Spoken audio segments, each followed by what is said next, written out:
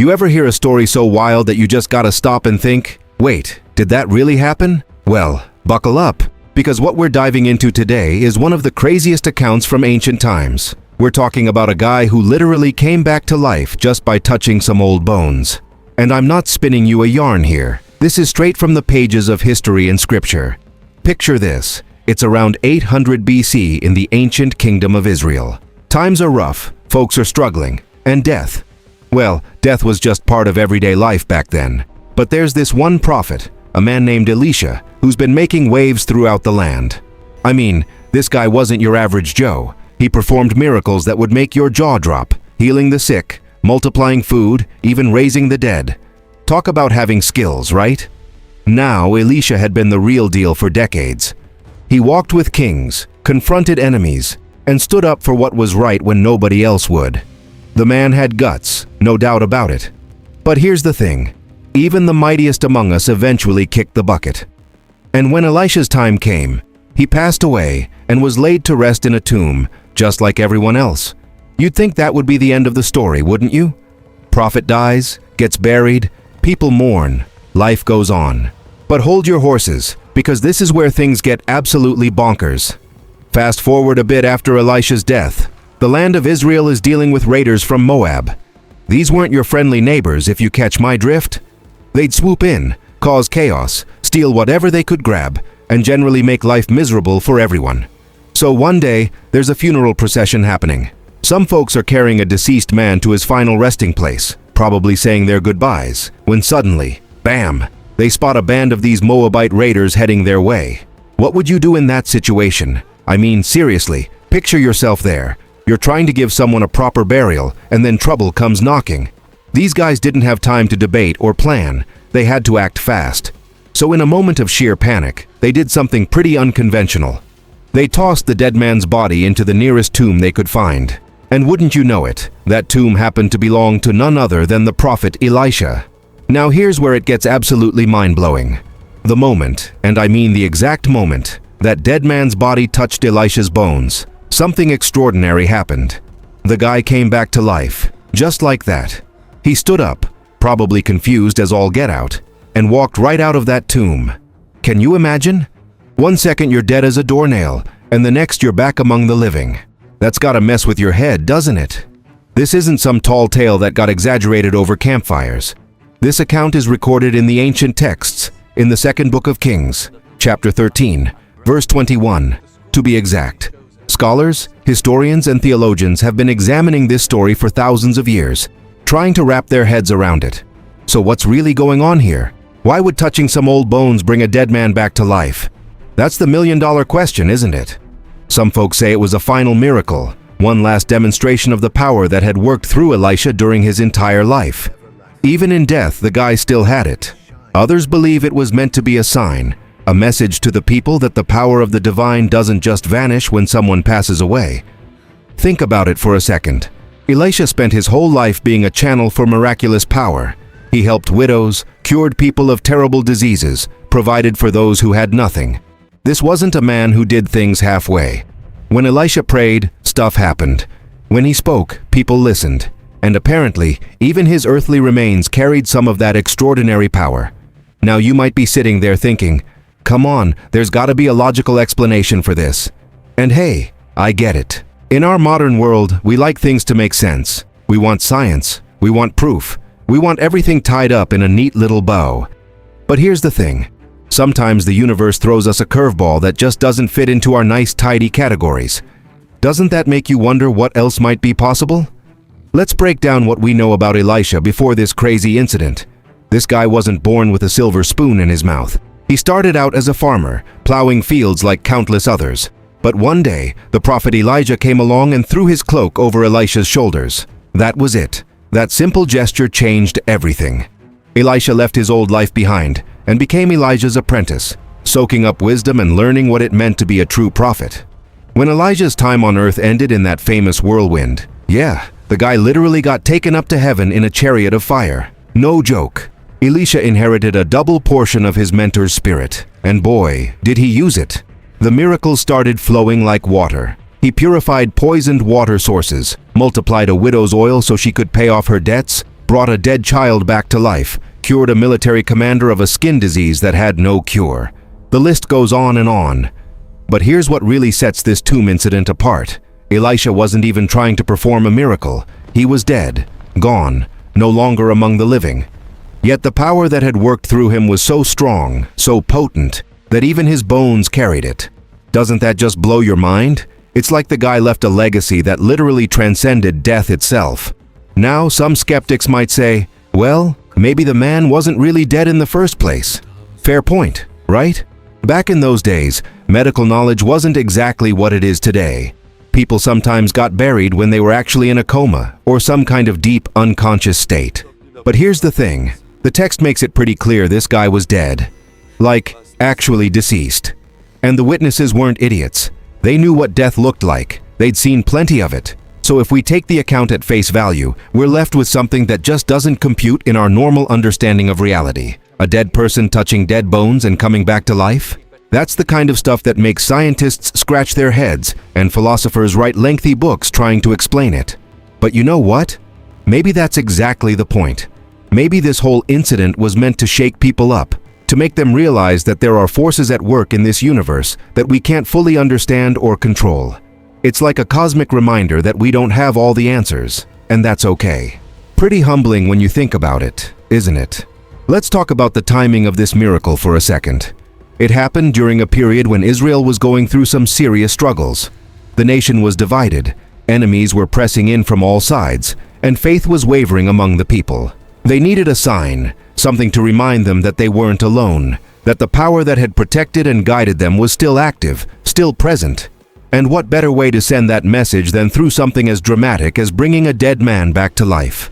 I mean, you can't ignore something like that. Word would have spread like wildfire. People in every village, every town, would have been talking about it. Did you hear what happened?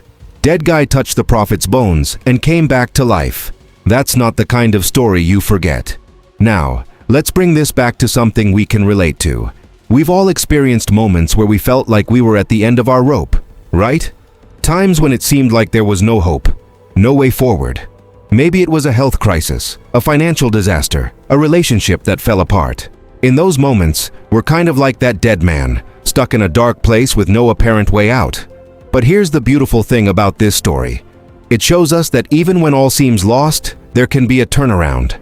Sometimes it comes from the most unexpected places. Sometimes it's through the legacy of someone who came before us, someone whose influence and impact outlived their physical presence. Gives you hope, doesn't it?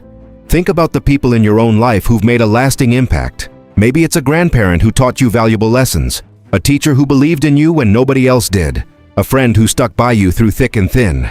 Their influence doesn't just disappear when they're gone. It lives on, sometimes in ways we never expected. That's kind of what we're seeing with Elisha here, just taken to an extreme level.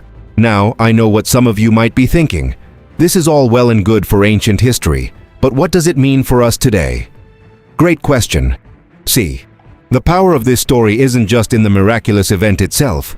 It's in what it represents. It shows us that there are realities beyond what we can see and touch, that life is more mysterious and wonderful than we often give it credit for. We live in an age where we think we've got everything figured out.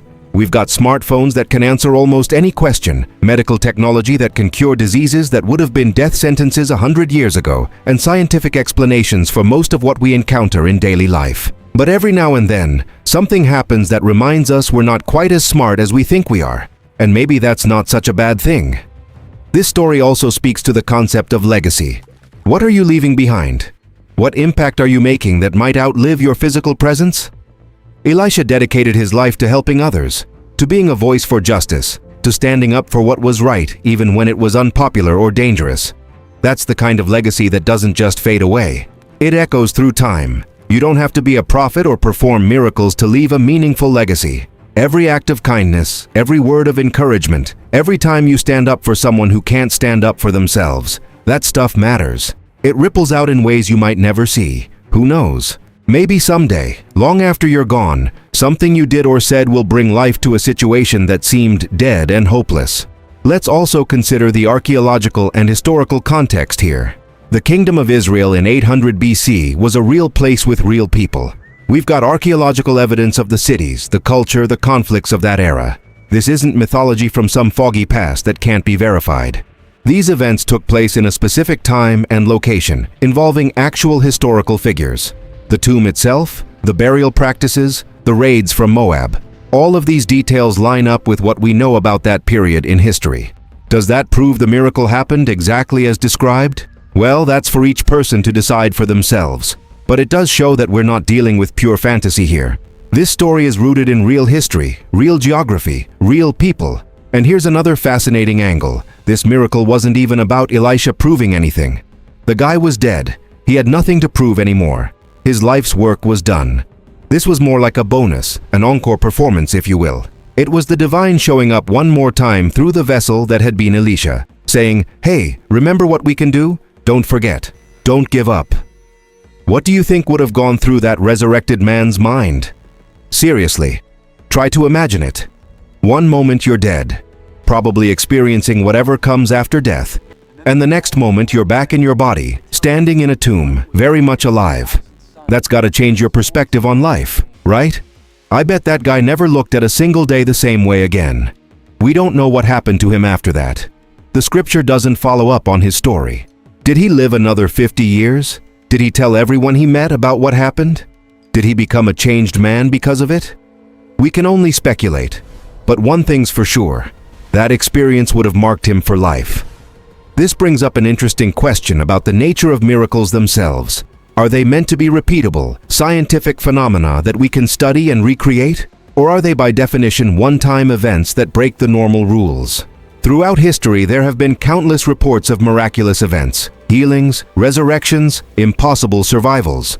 Some can be explained, others can't. But they all point to the same possibility, that reality is bigger and stranger than we usually acknowledge. The story of the man and Elisha's bones has inspired countless works of art, literature, and theological discussion over the millennia. Artists have painted the scene, imagining the moment of contact, the resurrection, the shock on everyone's faces. Writers have used it as a metaphor for rebirth, second chances, the power of faith. Theologians have debated its meaning and implications for understanding the nature of holiness and divine power. But at its core, it's a story about hope. Hope that death doesn't have the final word.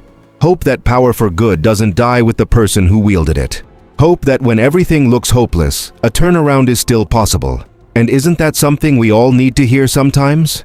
In our modern world, we're surrounded by death in many forms. Not just physical death, but the death of dreams, relationships, opportunities. We've all experienced those moments when something we cared about deeply just died, and we had to bury it and move on. But this ancient story whispers to us across the centuries.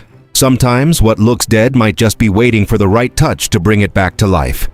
So here's the takeaway from this wild account from 2,800 years ago. Stay open to possibilities. Don't assume you know everything about how the world works. And remember that the legacy you build, the good you do, the lives you touch, the stand you take for what's right, might have power beyond your wildest imagination. Power that outlives you and brings life to situations long after you're gone. That dead man walked out of Elisha's tomb, and the world was never quite the same. Maybe that's exactly what we need to hear today. That resurrection, in all its forms, is possible. That what seems finished might just be getting started. That touching something holy, something greater than ourselves, can change everything in an instant. What do you think? Does this story challenge the way you see reality? Does it make you wonder what else might be possible? One thing's for sure, it reminds us that this universe is far more mysterious and amazing than we often remember. And that, my friends, is pretty incredible.